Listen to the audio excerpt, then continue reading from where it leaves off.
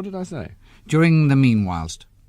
During the meanwhilest. No, I don't like that at all. Well, hello, it is Dexter, Chico and me back with episode or installment really 2 of this music week. Now these aren't the most popular videos I know on my channel, but they are fast becoming my most favourite to research and make, and this one is no exception, taking me on a rare old trip down amnesia lane to the 1970s and early 80s, and to a time when I'd saved my pocket money to buy records. Now I was all about buying long playing records, you know, LPs. I figured that saving up and getting something in a longer format offered more bang for my extremely limited buck back then. I did, though, grow up listening to 7-inch singles on my sister's old bright red Dansette mono record player. I used to love stacking them up so they would provide a longer listening experience without having to change them frequently, and I could pretend to be a DJ. Well, I was only 6 or 7, so, you know, pretending was fine back then. I still pretend largely these days to be a photographer sometimes. Sadly, I don't have any of the records I used to stack up on that old record player, as they were, in common with the player itself, burnt one day by my rather strange parent. So gone is my first ever favourite, Let's Dance by Chris Montez.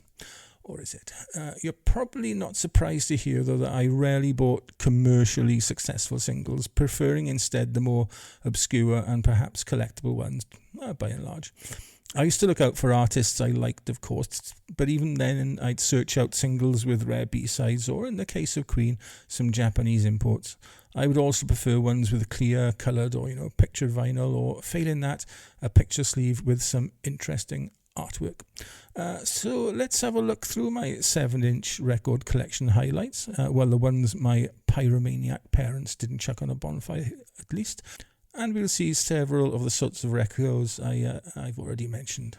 Well, first off it is Let's Dance by Chris Montez. I just had to have this record back in my collection, so I scoured eBay and bought this for the princely sum of 1 pence, plus about £2 postage and packing. So there we go, £2 to bring back memories of bouncing around my parents' lounge at the age of 6. There we go, just had to have that back in my collection.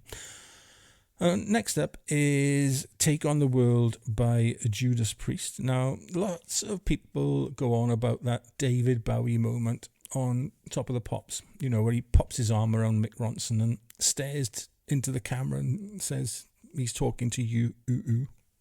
Well, I thought that Rob Halford, or particularly Judas Priest really, and Les Binks, the drummer, were very much talking to me when they performed Take on the World on Top of the Pops, and I realised that this was my music. This is what I wanted to listen to, and I wanted to be a drummer. So I picked that single on my collection for that reason. Next up is a rather obscure track or record from a band called Girls' School, called Nothing to Lose. Now, I picked this one because technically Girls' School should have been the first band I ever saw live. They were supporting the mighty Uriah Heep when they played the Bramlin Hall in Swansea back in about March 1980, February, March 1980 time. But famously now, I got tickets to see Queen the previous November, so they were my first band, but it should have been Girls' School. And there we are, nice cover.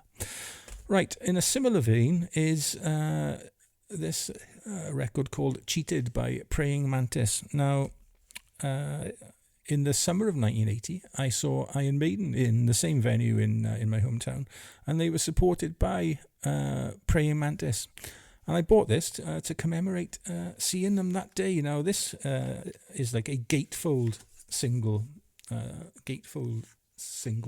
Steve Jobby, like a gatefold album, and it includes a free single. Now, I regularly used to look out for this type of record, and sometimes you'd get a free single with it, and sometimes you get like a separate record released the following week. So you buy the first one with the gatefold sleeve, and then you buy the second record a week later, probably just to keep that record high in the charts, But there you are. So you had 2 copies usually with different B-sides, and you'd keep them in like a gatefold sleeve. Lovely stuff. Now, as I said, they were supporting Iron Maiden, and I like collecting Iron Maiden singles for that artwork.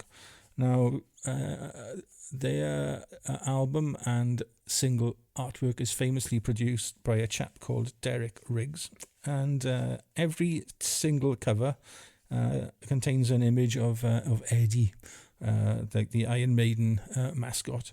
And I got a few here.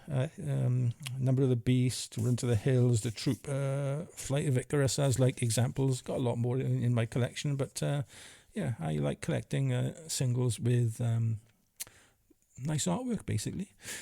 Next up is, was a commercially massive record, but I bought it, and it was commercially massive. And I'll talk about this first because BBC Radio 1 banned it. But I bought my copy before that ban came into force because I liked the sound of the record, and it is Frankie Goes to Hollywood and Relax. No idea why they would have wanted to ban it at that back in those days, really. But yeah, so I bought that, and it immediately takes me back to those early 80s and the BBC banning records.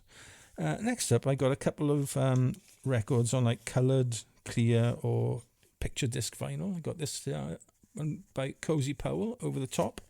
I've got Wayward Child Live by Rory Gallagher, and that's on a lovely clear vinyl. And then I got this Motorhead one, Over the Top picture disc. I got a few more down there in my collection of picture disc singles. Always used to look out for those as well.